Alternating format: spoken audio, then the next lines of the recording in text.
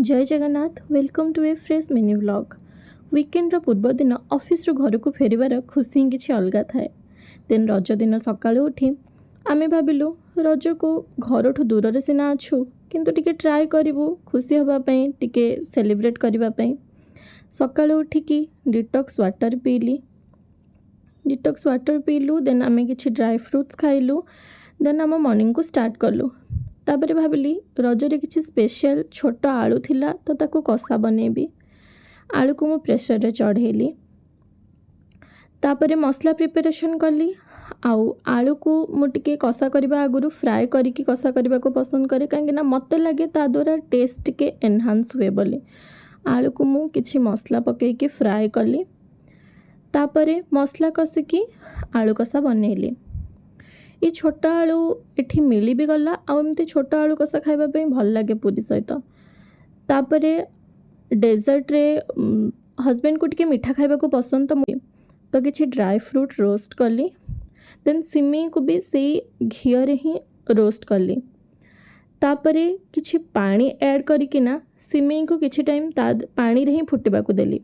ता द्वारा कौन हुए कि सिमेईटा पानी रे ही खोली जाए तो ताको बेसी टाइम आउ लागेनी क्षीर रे सिझिबापी। तापर क्षीर ऐड कली किछि इलायची ऐड कली और सुगर क्रस्ट पाउडर ऐड कली। तापर सिमेई को छाड़देली किछि टाइम फुटबापी। फुटिला परे रेडी हो गला आमर सिमेई खीरी।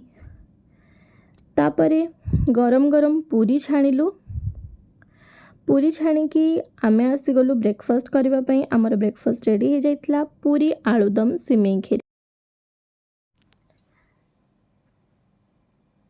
तापर गाधेकी मु चलिली पूजा करने।